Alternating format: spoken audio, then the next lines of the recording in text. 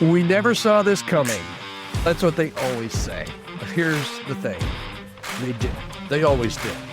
That headline you read last month, the pastor who got removed, that didn't start when the story broke. It actually started years before with a slow compromise, most likely, that nobody wanted to name. Hi there, my name's Todd Rhoades. I'm one of the co-founders over at chemistrystaffing.com, and I'm your host right here every weekday for the Healthy Church Staff Podcast. Today, we're going to start a new series that's based on a brand new book that I've just written and released today. It's called When the Church Falls, What We Can Learn from Leadership Collapses and How to Prevent the Next One. And this is really one of the things that's driven my ministry really over the past 25 years. It came out of a very personal story that maybe I'll share sometime along the line during this next 2-week series, during these next 10 episodes. But something happened to me earlier on in my career where I had a really close friend that just had a horrible moral failure. And I was one that had to help clean up the mess.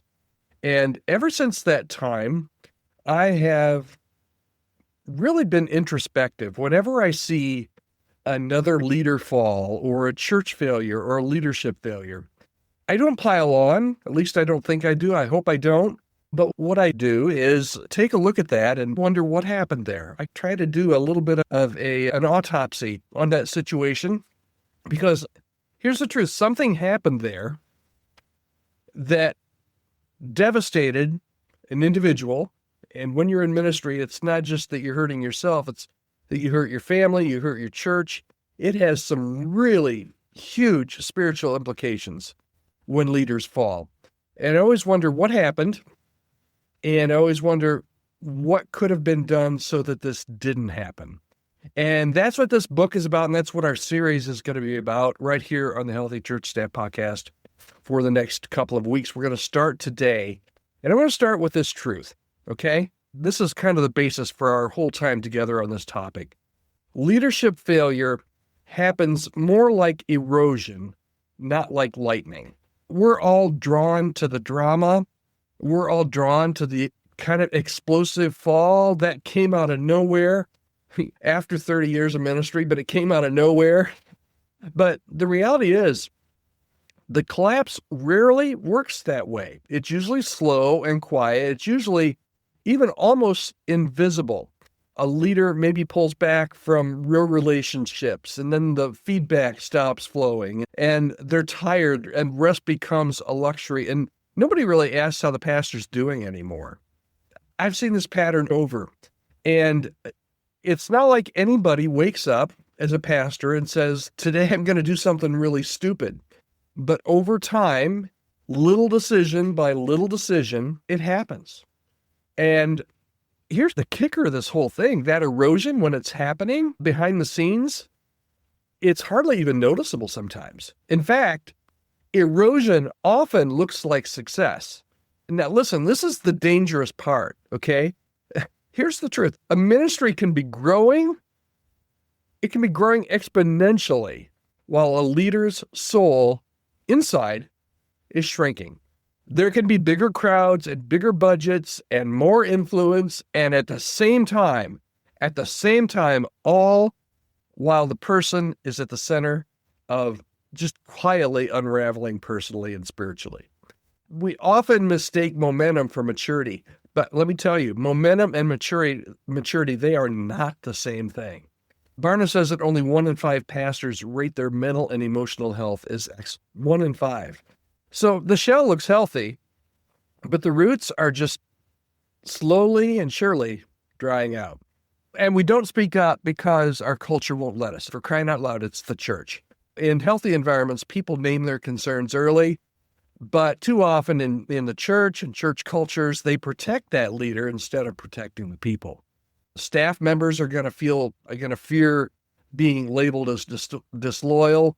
Board members, they assume the best without asking all the hard questions. Matter of fact, when things on the chart are up and to the right, they don't ask the hard questions because they want to believe that everything's going great. And in some cultures, in a lot of cultures before the fall, if you peel back the layers, any of that questioning that goes on that should naturally happen between maybe the board or the staff and that leader that fell. Any questioning all of a sudden over the years, see what I said there? All of a sudden over the years, slowly, questioning things just becomes looked on as disloyalty. And the result really is a slow drift toward collapse, and nobody really is willing to stop it.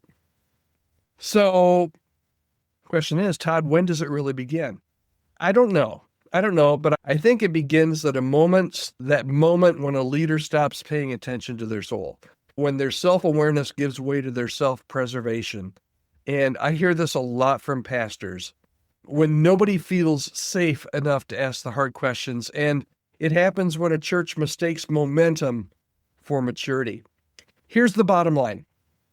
If you wait until there's a headline, you've waited too long, obviously. Ask yourself today, who really knows me? If you're a leader, this whole series, this whole book, When the Church Falls, is meant as a wake-up call to everybody that's in leadership. Even if you're a senior pastor, you're an executive pastor, you're on a church staff, we've all probably, if you've been in ministry very long, worked with very closely, or at least know somebody who's gone through some kind of moral failure or some kind of a fall from grace.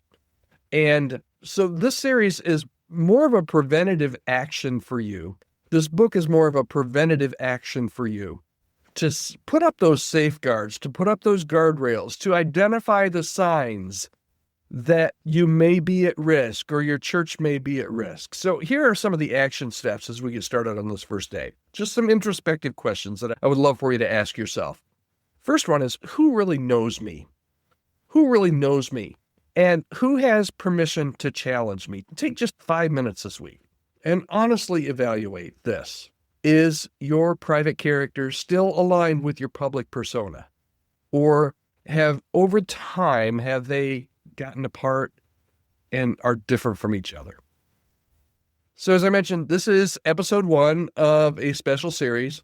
It's based on a brand new book that I wrote. It's called When the Church Falls. Now, if you want to go deeper, or if you're a board member or a pastor who wants to assess your church's risk of falling into one of these patterns, you can go to the website whenthechurchfalls.com.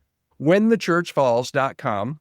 You can grab a copy of the book there. And I've developed a free assessment tool for pastors and church boards that you can take there. It's absolutely free.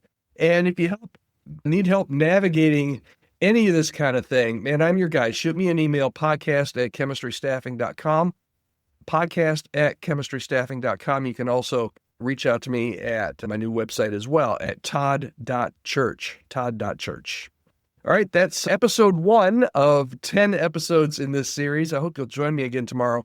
This is my heart, okay? I don't want to see another pastor fall. I'm tired of reading the headlines. I'm tired of hearing the stories. I'm tired of churches having to pick up all the pieces. And this book and this series on this podcast is hopefully going to be something that is going to help you to, first of all, assess your risk, and second of all, make some corrective action if over time, silently, slowly, you're heading toward a fall. All right, I hope this has been helpful. Hope you'll join me again tomorrow right here on the Healthy Church Staff Podcast.